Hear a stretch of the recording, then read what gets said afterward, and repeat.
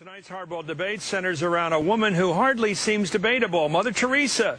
But her private letters, newly released, reveal she had deep doubts about her religion, her work, the very existence of God. She's Time Magazine's cover story this week, and here's an excerpt of her letters.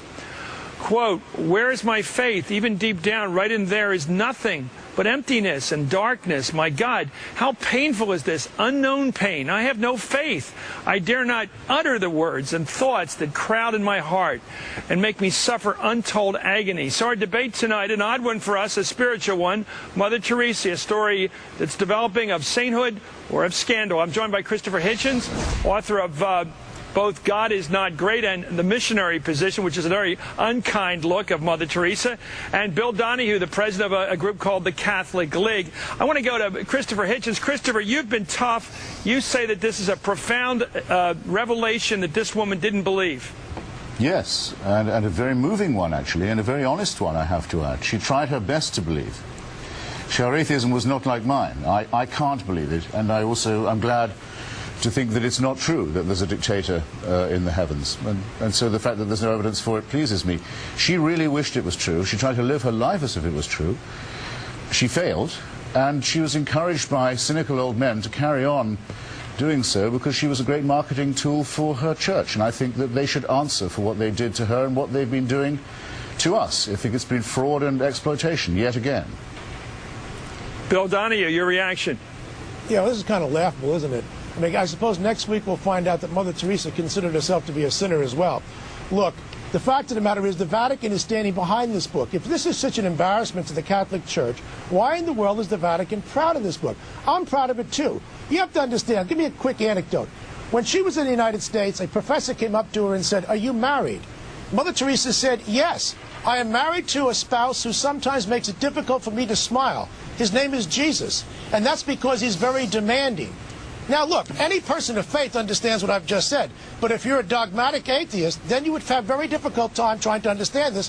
And quite frankly, I'm not sure if I have enough time to educate Mr. Hitchens. I agree. That does sound like white noise and nonsense to me, and I think probably to almost everybody else. If I'd told you last month, actually, you probably do know this, but a lot of these letters were published in 2002. But if I told you in 2001 that Mother Teresa didn't believe that Jesus was present in the Eucharist, and couldn't feel she never said that. Yes, she did. No, she didn't. And Father Kozeluch has been very clever and honest, I think, in saying so.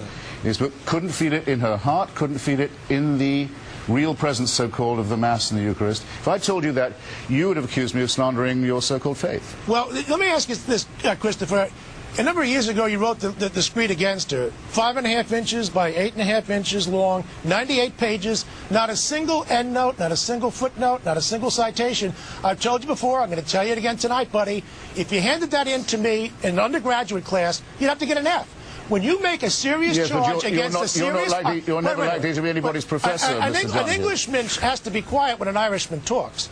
Let me tell you something. When you make a serious charge against a serious person, a public person like Mother Teresa, and you have no evidence whatsoever, what in the world do you expect? You have to get an F. Well, no, this is well below the F level. I mean, in my book I said that she took money from the Duvalier family in Haiti, not denied. That she took money from Charles Keating of the Lincoln Savings and Loan in exchange for an olive wood crucifix. Right. She took from the rich. Not denied. None of the factual assertions made in my book have ever been challenged, and actually got very respectable reviews in the Catholic press. And for this, reason, you have no evidence. You didn't have one citation. And for this reason, Mr. Donald, the reason I got respectful reviews in the Catholic press was this.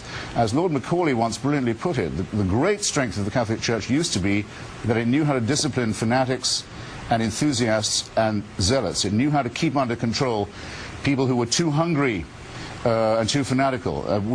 Because of the opportunist chance that Mother Teresa offered them for publicity, they failed to restrain someone who really should have been seeking proper help that she never got. Instead, they exploited her to the very end and even gave her an exorcism, as you know. The Archbishop of Calcutta has admitted it, even had to give her an exorcism in 1997 because they had so much despair of her state of mind. It's a cruel exploitation of a simple and honest woman. At the end of the day, This is a woman who received 124 awards, who set up hospitals, hospices they were for worthless AIDS to her. patients. Well, no. As an Englishman, again, you have to be quiet when an Irishman In the book, speaks. she says the awards I'm an were worthless Irishman. to her. Listen, you want to take it outside, I have to let Christopher? Bill. That's fine. Bill needs some time here. Bill, That's take 30 seconds. Hang himself but anytime he likes. Wait a minute. Christopher, we have to give him 30 seconds, please. Yeah, that's right. Yeah, you don't want to Bill. hear it. She set up hospices, the first one for AIDS victims here in Greenwich Village. She opened up 500 hospitals, hospices, homeless centers, health clinics, orphanages. That's why she's loved all over the world. In India, when they surveyed the people, next to Gandhi, she was regarded as the most revered person. Now, all the whole world is wrong, and you, with your 98-page book, 5.5 by 8.5 inches in long, you have no citations, you have no evidence. Who's the world? Who's the enemy going to believe? Me or you? I turn out to be right, though, don't I? I don't think you did. I don't believe a word of it, and neither did she. Well, I never expected that there would be just the two of us. The Vatican is very Together, Christopher, we certainly I have a citation I want to get. Let me end the citation with a citation that's relevant to this discourse. Jesus has a very special love for you, she wrote to someone. But as for me, the silence and the emptiness is so great that I look and I do not see. I listen and I do not hear. The tongue moves in prayer but does not speak. I want you to pray for me, then I let him have a free hand. So she must believe in something to ask someone to pray for her, or was that just rhetorical, Christopher? As Mr. Donahue was trying and failing to say, his church has, in fact, an answer for everything. Because it says if you can't believe it, if it all seems to be radically untrue, nonetheless, faith will square that circle for you. She was trying for that, but as we now know, she failed.